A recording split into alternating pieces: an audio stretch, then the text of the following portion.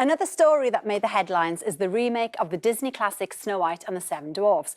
Actor Peter Dinklage has made his feelings clear, saying that he was surprised at the remake given the harmful stereotypes of the original. Yeah, it's a subject close to the heart of Paralympic swimmer Will Perry, and he has made this film just for us.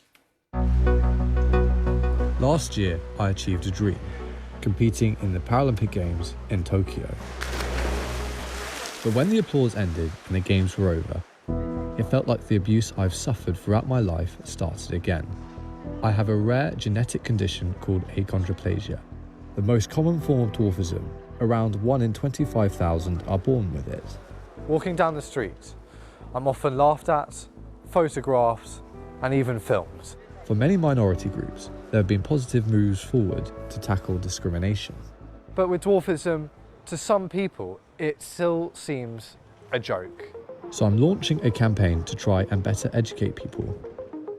Having already spoken to the Prime Minister about it, I'm keen to find out what shaped people's attitudes towards dwarfism.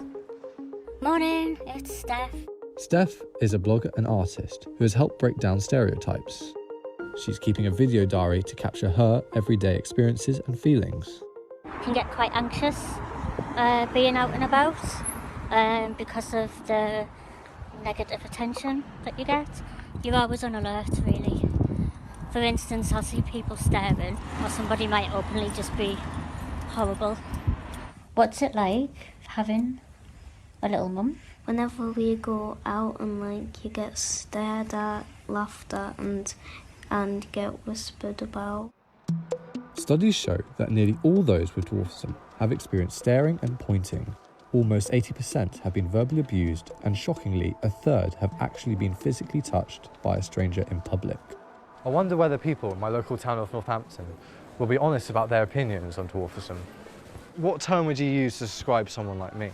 A small person. A small person? Yeah. I'd say someone with dwarfism. Just small. So there's obviously dwarf.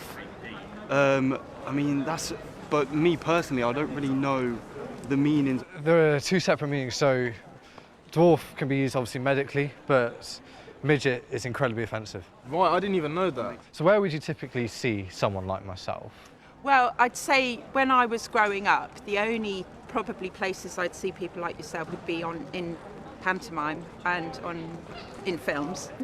But there is change happening, and Dr. Erin Pritchard, a disability studies and education lecturer at Liverpool Hope University, has been leading the way. As well as researching how people like me are treated in public, she has also been helping advise Disney with its new Snow White remake. Tell me about what you found in your research. Some of the main findings was that people with dwarfism, they receive a lot of social abuse, and not just, sort of staring, name calling, but people, having rocks thrown at them, being followed. And as a result, a lot of them avoid places. When people with dwarfism use a wheelchair or a mobility scooter, the amount of unwanted attention drops. Now, that's not to say other disabled people don't get unwanted attention, but they're not figures of fun. So you've recently advised Disney on the new Snow White remake. How did it go? Well, it's still ongoing. So I was asked to be a consultant before Christmas. My recommendations are based on how we can still have a family-friendly sort of film, but without pointing and laughing at dwarfs. I think it's actually a good opportunity to change the representation, not ban it, but change it. But not everyone's happy. Game of Thrones actor Peter Dinklage, who has dwarfism, has openly criticised the remake. Disney, though, has said it is going to avoid reinforcing stereotypes from the original animated film. Meanwhile, Dr. Erin's campaigning has proved that things can change. Marks & Spencer has renamed its Midget Gem sweets after she raised concerns about the word. And the academic is keen that people with dwarfism are appreciated for what they do, not what they look like. Positive representations, more true-to-life representations where, a person with dwarfism is just a school teacher or, works in a bank, anything. Those are the kind of jobs we do.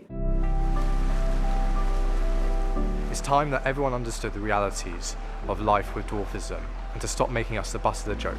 The Paralympics are fantastic, but I can't wait for that to come round every 4 years for everyone else to see us in a different light.